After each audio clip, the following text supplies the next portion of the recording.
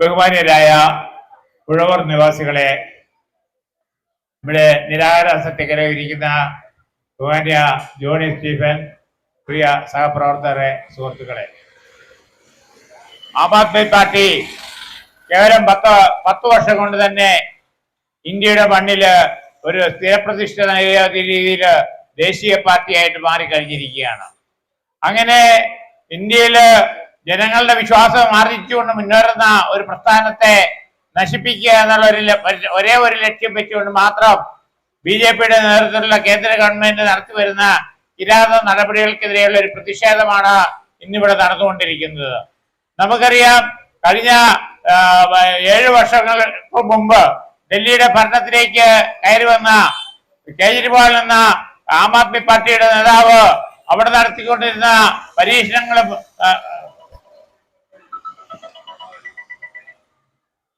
അവിടെ നടത്തിയ ജനക്ഷേമകരമായ പരിപാടികളുമെല്ലാം വളരെയധികം ജനങ്ങൾ ഉൾക്കൊള്ളുകയും ഇന്ത്യയിൽ അങ്ങോളം ഇങ്ങോളം ആം ആദ്മിക്ക് അനുകൂലമായ ഒരു അന്തരീക്ഷം സൃഷ്ടിക്കപ്പെടുകയുണ്ടായി.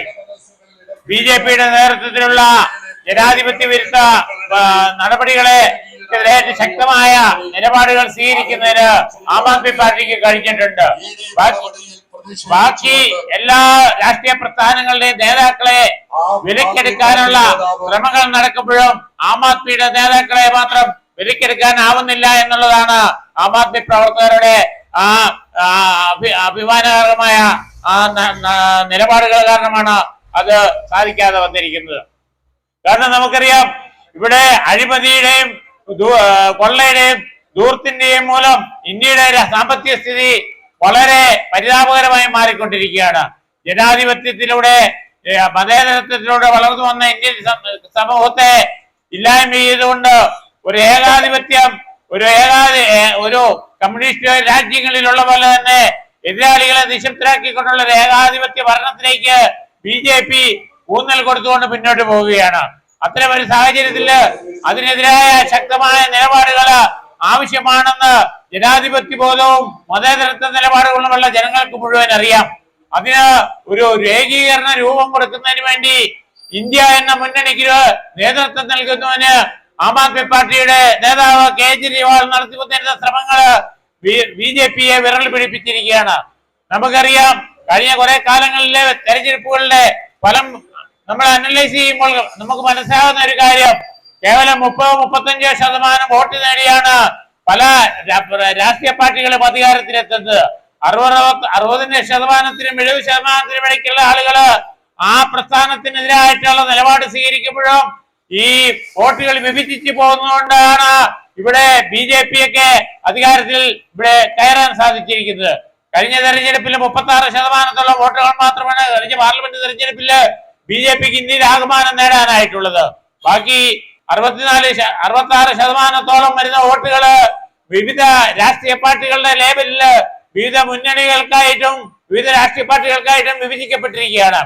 ഇന്ത്യ മുന്നണി എന്ന ഒരു സങ്കല്പത്തിലൂടെ ഇവിടെ രൂപം കൊടുത്ത പ്രസ്ഥാനം ഇന്ത്യയിൽ അങ്ങോളം ഇങ്ങോളം ശക്തമായ നിലപാടുകളുമായിട്ട് ഇന്ത്യയുടെ ജനാധിപത്യവും മതേതരത്വവും സംരക്ഷിക്കണമെന്ന ഒറ്റ ലക്ഷ്യത്തോടെ തന്നെ രംഗത്ത് വന്നിരിക്കുന്ന ഒരു സാഹചര്യത്തിലാണ് അതിനെ നീക്കത്തെ തടയാൻ വേണ്ടി അതിന്റെ നേതാക്കളെ ഒന്നടങ്കം അകത്താക്കാനുള്ള ശ്രമങ്ങൾ ചെയ്യുന്നത്.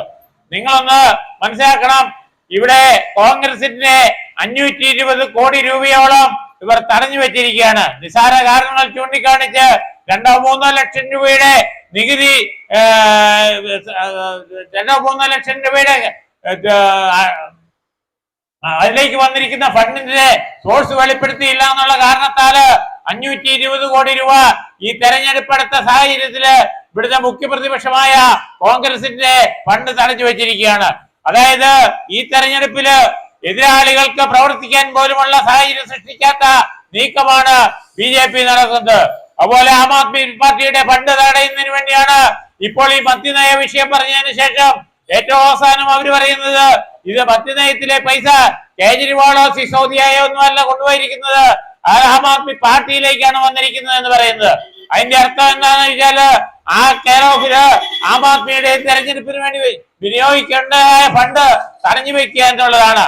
അങ്ങനെ ജനാധിപത്യ വിരുദ്ധമായ നിലപാടുകൾ കൊണ്ട് ഈ രാജ്യത്തെ പ്രതിപക്ഷങ്ങൾക്ക് തെരഞ്ഞെടുപ്പിൽ മത്സരിക്കാൻ പോലും ആവാത്ത സ്ഥിതി സൃഷ്ടിക്കുന്ന ഒരു സാഹചര്യമാണ് ഇവിടെ നിലവിലുള്ളത്.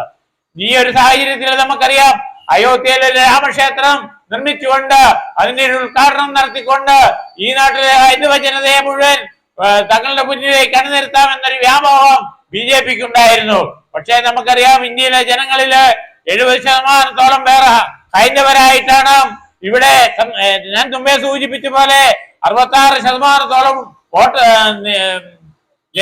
സമ്മതിദായകര് ഈ BJPക്കെതിരായിട്ടുള്ള നിലപാട് സ്വീകരിക്കുമ്പോൾ ഹൈന്ദവ വിഭാഗം തന്നെ ബഹുഭൂരിപക്ഷവും BJPക്ക് അനുകൂലമല്ലാത്ത നിലപാട് തന്നെയാണുള്ളത്. അയോധ്യ വിഷയത്തിലൂടെ അത് അനുകൂലമാക്കാനൊരു ശ്രമം നടത്തി, അത് പരാജയപ്പെട്ടെന്ന് കണ്ടപ്പോഴാണ് അവർ CAA വിഷയമായിട്ട് വീണ്ടും ഒരു മുസ്ലിം വിരുദ്ധ നിലപാടുമായിട്ട് വർഗീയ നിലപാടുമായിട്ട് വീണ്ടും ജനങ്ങളുടെ മുമ്പിലേക്ക് ഇറങ്ങി വന്നത്.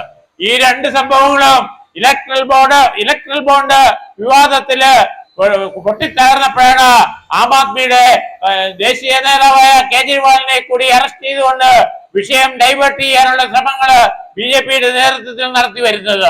നമുക്കറിയാം, ഇലക്ട്രൽ ബോണ്ടില് 20,000 കോടി രൂപയില് 16,000 കോടി രൂപയിലേറെയും BJPയുടെ ഫണ്ടിലേക്കാണ് മാറ്റപ്പെട്ട് കഴിഞ്ഞിരിക്കുന്നത്. അതിൽ തന്നെ ഈ സുപ്രീം കോടതി ഇടപെട്ട് അതിന്റെ രഹസ്യാത്മകത പുറത്തേക്ക് വലിച്ചിട്ടപ്പോഴാണ് പല വസ്തുക്കളും നമ്മൾ കാണുന്നത്. അതിലേക്ക് 16,000 കോടിയോളം രൂപ BJPയുടെ ഫണ്ടിലേക്ക് ഇലക്ട്രൽ ബോണ്ട് വഴി നൽകിയതില് ബഹുഭൂരിപക്ഷവും ഇവിടുത്തെ അഴിമതിക്കാരായ വ്യവസായികളും വ്യാപാരികളും ഒക്കെ ആയിരുന്നു. അതിനു പുറമെ തന്നെ ഈ EDയെയും CBIയെയും ഉപയോഗിച്ചുകൊണ്ട് റെയ്ഡ് നടത്തിക്കൊണ്ട് അവരെ ഭീഷണിപ്പെടുത്തി അവരിൽ നിന്ന് ഫണ്ട് ശേഖരിക്കുന്ന നടപടിയും ഈ BJP ഗവൺമെന്റ് ചെയ്തു എന്നുള്ളതാണ് പരമാർത്ഥമായിട്ടുള്ള കാര്യം. നമുക്കറിയാം, മദ്യനയ കേസില് കേജ്രിവാളിനെതിരെ മൊഴി നൽകി ഒരു മദ്യ വ്യവസായിയിൽ നിന്ന് 5 കോടിയോളം രൂപ ആദ്യവും വീണ്ടും 55 കോടിയോളം രൂപ രണ്ടാമതും ഈ ഇലക്ട്രൽ ബോണ്ട് വഴി ശേഖരിക്കപ്പെട്ടു എന്ന് പറയുമ്പോൾ അവരുടെ ലക്ഷ്യം എന്താണ് എന്നുള്ളതാണ്. അതായത്, അവരുദ്ദേശിക്കുന്ന ആൾക്ക് വേണ്ടി കള്ളമൊഴികൾ രേഖപ്പെടുത്തി കഴിഞ്ഞാൽ അവരെ മോചിപ്പിക്കുകയും അവർക്ക് വേണ്ട സംരക്ഷണം നൽകുകയും ചെയ്യുന്ന ഒരു നിലപാടാണ്. കഴിഞ്ഞ കുറെ കാലമായിട്ട് ഈ കോൺഗ്രസിൽ നിന്നും മറ്റ് ഇതര പാർട്ടികളിൽ നിന്നുമുള്ള MP-മാരെയും MLA-മാരെയും വിലക്കെടുക്കുന്നതിന് വേണ്ടി ഇവര് 700 കോടിയോളം രൂപ ചെലവഴിച്ചു എന്നുള്ളത് നാം കണ്ടു കഴിഞ്ഞു. 700 കോടിയോളം രൂപ ചെലവഴിക്കുമ്പോൾ അത് എന്താണ് ഇവിടെ സംഭവിക്കുന്നത്? ജനാധിപത്യ വിരുദ്ധമായ ഒരു നിലപാടിന് വേണ്ടിയാണ് അത് വിനിയോഗിക്കപ്പെട്ടതെന്ന് നമുക്ക് കാണേണ്ടതുണ്ട്. കാരണം BJPക്കെതിരായ ശക്തമായ നിലപാടെടുത്തുകൊണ്ട് തന്നെ ജനങ്ങള് വോട്ട് ചെയ്ത് വിജയിപ്പിച്ച ഒരു വ്യക്തിയെ ഭീഷണിപ്പെടുത്തിക്കൊണ്ടും അയാൾക്ക് വേണ്ട സൗജന്യങ്ങൾ നൽകിക്കൊണ്ടും സൗകര്യങ്ങൾ ഏർപ്പെടുത്തിക്കൊണ്ടും അയാളെ BJPയിലേക്ക് കൊണ്ടുവരുമ്പോൾ അയാൾക്ക് പിന്നിൽ വോട്ട് ചെയ്ത ജനസമൂഹം മുഴുവന് BJPയുടെ പിന്നിലേക്ക് അണിനിരക്കുമെന്നൊരു വ്യാമോഹമാണ് ഇവർ വ്യക്തി പുലർത്തുന്നത്. എന്നാൽ ഈ ഒരു വ്യക്തി മാറിയതുകൊണ്ട് ആ ജനവിഭാഗം BJPക്കെതിരായ നിലപാടിൽ നിന്ന് പിന്നോട്ട് പോകുന്നില്ല എന്നുള്ളതാണ് കഴിഞ്ഞ കാലങ്ങളിലെ തെരഞ്ഞെടുപ്പുകളിൽ നിന്ന് നമുക്ക് ബോധ്യമായിട്ടുള്ളത്. ഇങ്ങനെ ഏതൊക്കെ രീതിയിൽ ജനാധിപത്യത്തെ അട്ടിമറിക്കാവോ അതെല്ലാം ചെയ്തുകൊണ്ടിരിക്കുന്നു. മതേതരത്തെ സംരക്ഷിക്കുന്നതിനും ജനാധിപത്യം സംരക്ഷിക്കുന്നതിനും വേണ്ടി ഈ നാട്ടിലെ ജനങ്ങള് BJPക്കെതിരായ നിലപാട് സ്വീകരിക്കണമെന്നാണ് ഏറ്റവും വലിയ വസ്തുത. ഇവിടെ കേജ്രിവാളിന്റെ അറസ്റ്റിന് ലോകരാഷ്ട്രങ്ങൾ തന്നെ വിയോജിപ്പ് രേഖപ്പെടുത്തുന്ന സാഹചര്യമാണുള്ളത്. കാരണം നിലവിലില്ലാത്ത ഒരു നിയമം, അതായത് പെട്ടെന്ന് തട്ടിക്കൂട്ടിയ PMLA എന്ന ഒരു നിയമത്തിന്റെ വെളിച്ചത്തിലാണ് കേജ്രിവാളിനെ അറസ്റ്റ് ചെയ്തിരിക്കുന്നത്. PMLA എന്ന നിയമത്തിൽ പറഞ്ഞിരിക്കുന്നത് prevention of money lending act ആണ്. കള്ളപ്പണ നിരോധനത്തിന്റെ കള്ളപ്പണം തടയുന്നതിന് വേണ്ടി ഏർപ്പെടുത്തിയ ഒരു നിയമമാണ്. അതിനകത്ത് ഒരു ഓർഡിനൻസിലൂടെ ഒരു ഭേദഗതി വരുത്തിക്കൊണ്ട് അങ്ങനെ PMLA ആക്ടിലൂടെ തടവിലാക്കപ്പെടുന്ന ഒരു വ്യക്തിയെ മോചനം കിട്ടണമെന്നുണ്ടെങ്കിൽ അല്ലെങ്കിൽ ഒരു ജാമ്യം കിട്ടണമെന്നുണ്ടെങ്കിൽ ആ വ്യക്തി സ്വയം കുറ്റവാളിയല്ലെന്ന് തെളിയിക്കേണ്ട ബാധ്യതയാണ് വരുത്തി വെച്ചിട്ടുള്ളത്. മറ്റെല്ലാ വിഷയങ്ങളിലും കുറ്റം തെളിയിക്കേണ്ട ഉത്തരവാദിത്വം കുറ്റം ആരോപിക്കപ്പെട്ട ഏജൻസികളുടേതാണ്. അതിന് കഴിഞ്ഞ 1.5 വർഷമായിട്ട് തെളിവുകൾ ശേഖരിച്ചിട്ടും 2500 പേജുകൾ വരുന്ന കുറ്റപത്രം സമർപ്പിച്ചിട്ടും അതിലൊന്നും ഒരു തെളിവും ഹാജരാക്കാൻ നാളിതുവരെ BJPക്കോ BJPയുടെ കിങ്കരന്മാരായ ED, CBI തുടങ്ങിയ ഏജൻസികൾക്കോ സാധിച്ചിട്ടില്ല എന്നുള്ളതാണ് കാര്യം. അങ്ങനെ അനിശ്ചിതമായിട്ട് ഒരു വ്യക്തിയെ തടവിലാക്കുന്ന ഒരു രീതിയാണ് ഈ PMLA ആക്ട് പ്രകാരം അവർ ഉദ്ദേശിക്കുന്നത്. അതിന്റെ കീഴിലാണ് നമ്മുടെ ആം ആദ്മിയുടെ നേതാക്കളായ സിസോദിയയും സത്യേന്ദ്ര ജെയിനും അതുപോലെ തന്നെ കേജ്രിവാളും എല്ലാം ഇപ്പം ജയിലറയ്ക്കുള്ളിലായിരിക്കുന്നത്. ജയിലറയ്ക്ക് ഉള്ളിൽ അടയ്ക്കപ്പെട്ട കേജ്രിവാളിനെ മോചിപ്പിക്കണമെന്ന് ആവശ്യപ്പെട്ടുകൊണ്ട് രാജ്യമൊട്ടാകെ നടന്ന പ്രകടനങ്ങള് പ്രതിഷേധ യോഗങ്ങളും എല്ലാം നിങ്ങളുടെ ശ്രദ്ധയിൽപ്പെട്ടിരിക്കുമെന്ന് നമുക്കറിയാം. നാളെ ഡൽഹിയിൽ വരമ്പിച്ച ഒരു പ്രകടനം ഡൽഹിയില് ഇന്ത്യ മുന്നണിയുടെ നേതൃത്വത്തില് സർവകക്ഷികളുമായി യോജിച്ചുകൊണ്ട് നടക്കുന്നുണ്ട്. അതിനുള്ള ഒരുക്കങ്ങളുടെ ഭാഗമായിട്ട് തന്നെ നമ്മുടെ ഈ പ്രതിഷേധ പരിപാടികളുടെ ഭാഗമായി ഇന്ന് ഈ ഉഴവൂർ പഞ്ചായത്തില് ഇവിടെ നടക്കുന്ന ഈ സത്യഗ്രഹ പരിപാടിക്ക് എല്ലാവിധ ആശംസകളും നേർന്നുകൊണ്ട് ഞാൻ വാക്കുകൾ അവസാനിപ്പിക്കുന്നു.